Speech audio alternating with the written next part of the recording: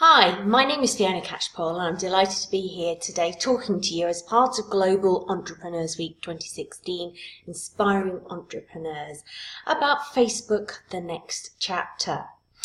I'm also known as Cybergran and I teach business owners how to use social media effectively and primarily Facebook. So, what do we know about Facebook and social media so far? Well, back in 2009, would you believe? This is a quote by Eric Coleman, who is author of Socialnomics. And he wrote, "We don't have a choice on whether we do social media. The question is how well we do it." And how well are you doing your social media? And what could you do to improve it?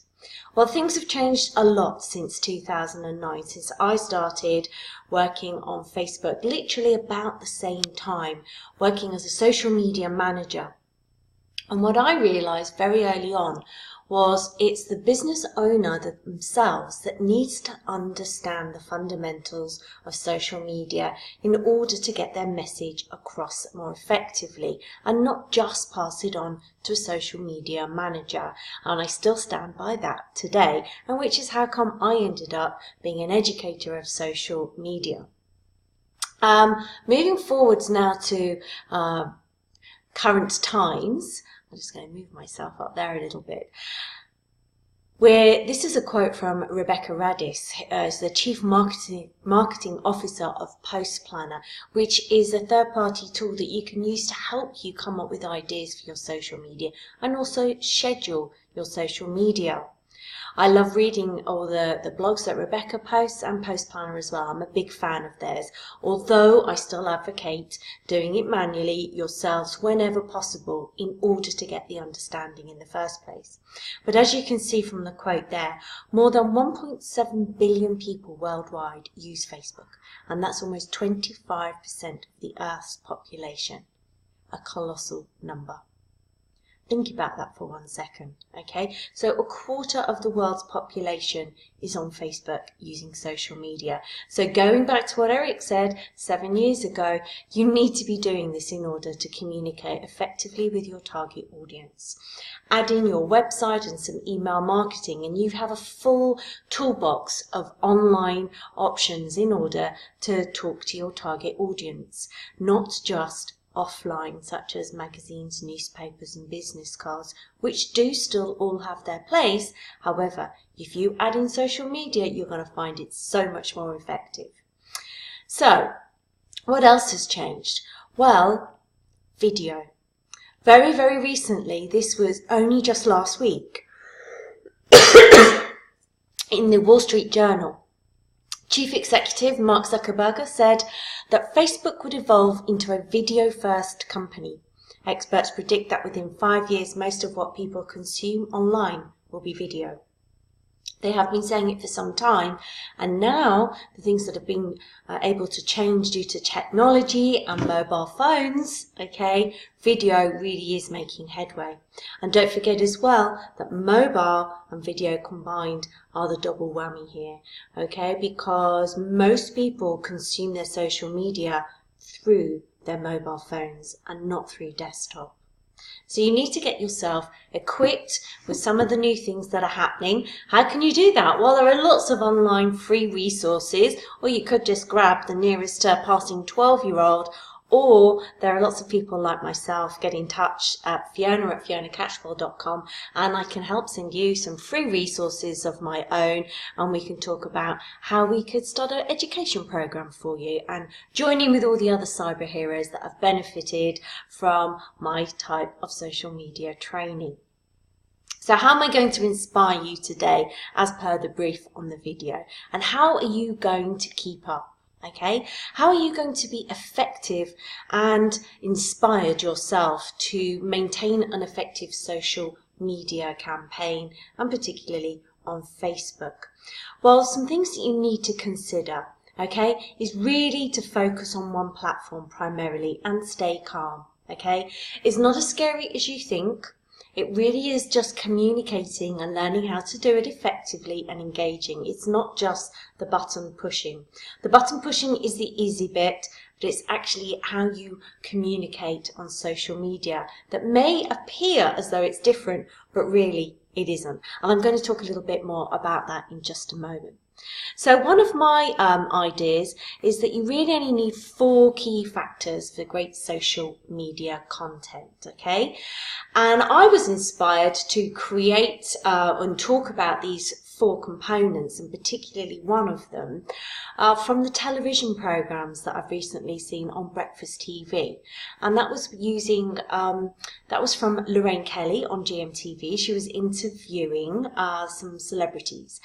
And it suddenly dawned on me that by pretending to be interviewed by somebody is a really good way of finding your story and your social media content. Okay, so let me just summarize that for you. One of the things that you need to do is embrace the foundation of storytelling. Another thing is to be yourself and be real. And then don't be afraid to try new things. You're not going to break anything. Okay, you really aren't. You can be trying things out and overcoming your fears, and then you will just get into the hang of it. I promise. It really isn't as scary as you initially think. And finally, the other thing you need to do is you need to commit to consistency. You can't just be a 5-minute wonder when it comes to social media. You need to be building on it, and it's going to take you about 28 days to get into a really effective strategy. Okay, now in particular what I'm going to talk about now is the foundation of storytelling. And what does that actually mean? It's been a bit of a buzzword in the industry of education of social media. Well, what does it really mean? Well, this is where I got inspired by Lorraine Kelly as well. And I've tried this format a few times with some cyber heroes, and it really does help you with your social media content. So what do I exactly mean? Right, move myself over a little bit. By figuring out what your story is and learning how to tell your story, you're going to be able to connect and engage more effectively. Particularly this time of year on UK television networks, the Christmas adverts, okay? If you think about those historically and other adverts that you're familiar with over the years that tell stories, Milk Tray, now that's just been resurrected again, that tells the story, okay? It's exciting, it's dangerous, okay? It's there because the lady loves Milk Tray. We buy into the whole story, okay? The OXO advert, the family having the gravy. You know, gravy then means family, and family means love and support and being, you know, nourished by your family around you, okay? It wasn't really about the gravy, but they made it feel like it was, you know, you are only going to get those things by using OXO cubes. And the television adverts also take you through a journey. You normally at this time of year just get a small snippet of the advert, and then the story builds and builds, and we sort of buy into the story. So moving on then, how do you actually start with this story? Well, if you start with you and use all the W's to actually identify and go through a fact-finding process. So what you do, where and when and who for. But most importantly, the bit that will trigger that storytelling is why should they pick you? Why are you the best person to provide that product, to provide that service? And what are they going to get from you that they're not going to get from anybody else? What's your expertise? What insight do you have? How long have you been doing it? Are you the best placed geographically? Are you the best price? If you think about the olden days when people, not that long ago, I'm not that old, would walk into a shop and you would be greeted, okay, right? How are you today? What can I get for you? Okay. You can still do that sort of thing on social media, but people forget and they just stick very regimented to factual content information. All right? Things have changed on Facebook. It's got incredibly busy. People moan and groan about your reach being down and people not seeing it. Now, I know that's true, and if you go through your news feed, you see very few pages information. So I know it's a challenge. However, you need to get the information that you're posting right before you click on that pay and play button. All right? That's another thing I've always said. You do not want to be paying to get your stuff out there if it's not that good. Okay? If you're not getting results for free with what you're writing, right? It's what you're writing and what the story is that you're telling from a Monday to a Friday, and then from the beginning of the month to the end of the month. So, going back to the sofa then, being interviewed, and only yesterday I was working with 2 young skateboarders who are in their early 20s, cybergram, teaching kids in their 20s how to use social media. I thought that was hilarious, but you know, everybody has to start from somewhere, I guess. And these guys really wanted to get the fundamentals right. And one of the first things I said to them was, okay, you're on the sofa. Think of a television program you know that you've watched with interviews. And they said Jonathan Ross. Okay, so I said, okay, so you're on the sofa with Jonathan Ross, and he's talking to you, and he wants you to tell him all about, what you're doing, who you are, where you're from, where the idea came from. But you don't just talk about you and the business. If you think about anyone that you've ever seen interviewed on those sofas, the interviewer ekes out a bit more about their personality and the person behind the brand, because it's the person that we get to know, like and trust, that we ultimately buy from. Which for solopreneurs on social media, this is really, really important, okay? Because you are competing against big corporate identities that maybe have more time and budget to spend on general media and marketing, okay? So you can actually, get there yourselves by learning how to tell your story and using the inspiration from imagine you're being interviewed, okay? Imagine Lorraine Kelly says to you, oh, it's lovely to meet you today. I've seen your pictures, they're great. Where did you get the idea from? And you tell her, and then she asks you another question, and then you start to have a little bit of a chat, okay? That's the sort of thing people want to hear and see on social media. You go on social media to be, guess what? Sociable. Right? So you've maybe lost the art of conversation, and learning to find your beginning, middle and end like you do in traditional storytelling is going to be a really great help to help you find the content that's going to resonate with your target audience. So here's some more top tips on what you could actually be doing. I called it the Power of 5 Sofa Challenge, okay? And this is what you can do. On your own or with a friend, or you could meet up for coffee or something like that. Talk about your business for 5 minutes. You can time yourself, maybe even record it on audio, right? Then write it down. Play back the audio and write down the bits that instantly jump out at you. But this is where it's really good to ask a friend to do that, okay? Because they're going to notice things differently to how you currently do it. And this is also a really cool top tip of how to find your keywords to talk about yourself for Google and SEO and things like that as well. Challenge yourself to try and do it every day for 5 days running, okay? I will confess that is quite difficult, so if you manage to do 3, I will still give you a pat on the back, okay?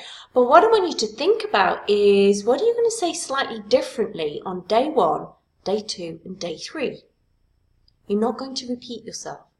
So going back to the sofa challenge, imagine you are Lorraine Kelly's special guest every day for a week, right? And she is going to showcase and feature your service or your product. But you're not going to say the same thing every day. You're going to give people more information, different things, okay? And this is how you should be putting your posts together for Facebook. Then what I want you to try and do is to share that story with someone else. If you haven't been able to start the program with somebody, have a time where you can actually say to somebody, all right, this is my audio, this is my written story. How does it sound to you? Now, when I say story, if you look on Facebook and you go and visit a Facebook page, not your own, someone else's, and go to the About section on a desktop device, you will see it's actually called story.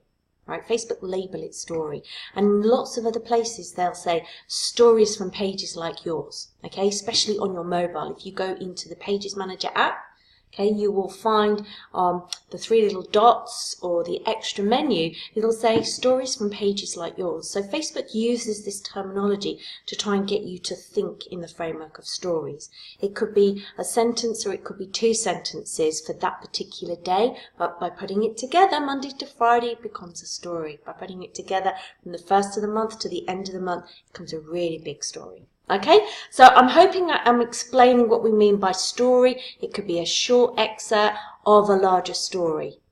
Okay, so I'm not saying that you have to write a novel every day, God forbid. Okay, no, we don't want that. But it's how you put your whole message together. Think of it as a story, okay? And then get some feedback from someone else and see what they think about it.